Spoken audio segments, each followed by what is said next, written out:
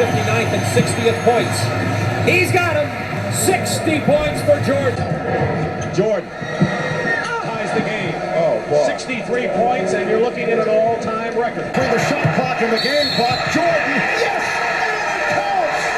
And Michael Jordan with 55 points for the second highest total in an NBA Finals game. Oh my God, stop. For real, just stop with the scoring highlights and numbers. It's not fair that no one can match Jordan's scoring prowess. It's not fair that he broke all those records during the defensive era of the NBA. It's simply not fair that no one from this weak defensive era can match his scoring output.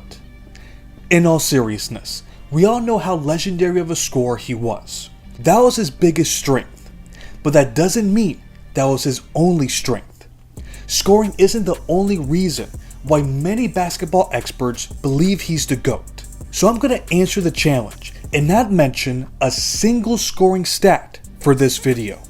Little do they know that this will only make his GOAT case stronger. Let's start with the total opposite of scoring, playing defense. Michael Jordan took that role as seriously as scoring the ball.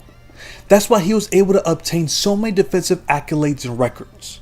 He is unquestionably one of the greatest perimeter defenders of all time. He has 9 All-NBA defensive first-team selections. That is an all-time record that he shares with Gary Payton, Kobe Bryant, and Kevin Garnett. Let's move to the steals department. He's 3rd all-time in career steals per game and 4th in career steals. Now what about blocks? That is a stat that is dominated by centers and forwards. Guards just don't have an impact on that aspect of the game. That's a statement that can't be said about Jordan. He has the most career blocks by any guard ever. Now let's talk about advanced metrics, more specifically, defensive win shares. This is another metric that is dominated by big men. In fact, only 3 guards appear in the top 30 for career defensive win shares. Among those players is Michael Jordan. He is 21st all time and 3rd among all guards. The 2 guards ahead of him is John Stockton, who played 432 more games, and Jason Kidd, who played 319 more games. So let me get this straight. The record 9 All-NBA defensive first-team selections proves that he's one of the greatest individual defenders. Finishing the top 5 in career steals and finishing number 1 in blocks among guards confirms that. Then the fact that he's 3rd among guards in career defensive win shares is just a cherry on top. The numbers say that he's one of the most valuable defensive assets a team could ever have. And yet, I still don't think this is enough. So let's get some testimonials from players who witnessed his defensive greatness. Let's start with a former teammate, B.J. Armstrong. He mentioned this to ESPN back in 2020. Quote, "In my mind, Michael was actually a defensive player who also happened to be an exceptionally talented offensive player. In many ways, he knew the game on that side of the ball better. The way he moved, anticipated, and invented ways to score based on what he saw on the defensive end. He never cheated the process." End of quote. Then we have what Christian Laettner said to Dan Patrick in 2024. "My first impression of Jordan and my lasting impression of Jordan is how much effort he put forth on the defensive end. Michael Jordan was the greatest defender also, and look at the effort Kobe Bryant put forth on the defensive end, and that's where the differences are made." We mentioned the stats and testimonials. We also have individual accolades that he won.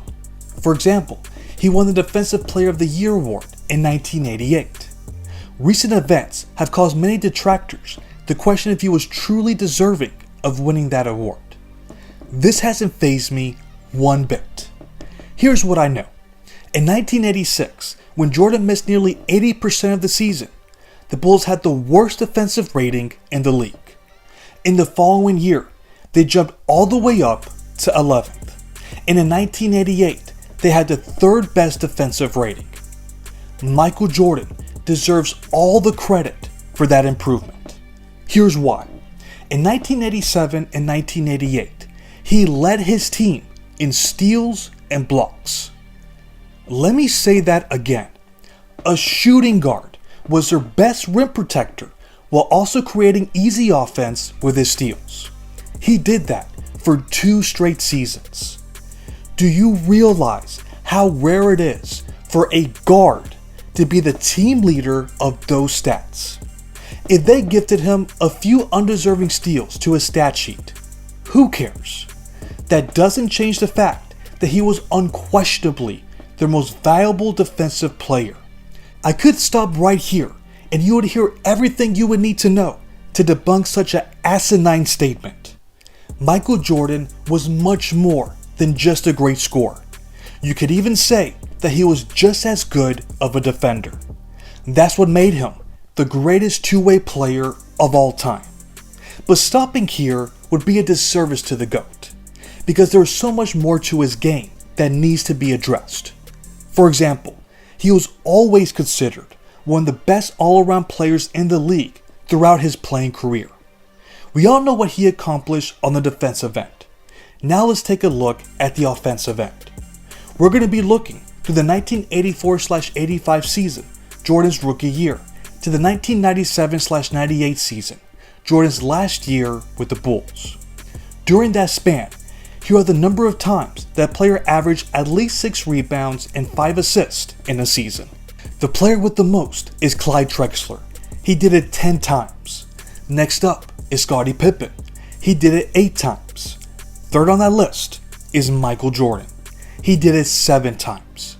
He did it as many times as Larry Bird, who also did it 7 times. The next player up is Magic Johnson, who did it 6 times. So if you take away the scoring, Jordan was still contributing in many other ways. Let's keep in mind that the 80s and 90s were different times in the NBA. Positionless players were not something that existed during that era. Every player had a role. If you were in the front court, your job was to grab rebounds and block shots. If you were the point guard, your job was to facilitate. If you were the shooting guard, there weren't going to be many opportunities to boost your numbers in those categories. Players such as Michael and Clyde Drexler were the exception. They had the necessary skills to excel in everything. If you look at each season of his playing career, he was consistently one of the highest producing rebounders and facilitators for his position. We're talking right out of the gate in his rookie season. He finished first among shooting guards in rebounds. In 1989, he finished first for his position in assists. In 1993, he was once again first in rebounds. And in 1998, he finished first in rebounds for his position. Don't be fooled by the numbers. The 80s and 90s were a different time. Even with the limited opportunities to contribute in other facets of the game, he still found a way to get his. In many ways, it was much more difficult to be an all-around player during that time. If he played during this era or the 60s era, his numbers would also be inflated. But if you look closely at his game and the numbers, you'll see how great he was at every aspect of the game. He just also happens to be the greatest scorer and greatest playoff performer. You mix that with his 6-0 finals record and you'll get the greatest player of all time. That is how you successfully defeat a challenge. Can you all do the same? Comment below on why Michael Jordan is the GOAT without mentioning any scoring stats. If you don't think he's the greatest of all time, let me know why down below. As always, thanks for watching.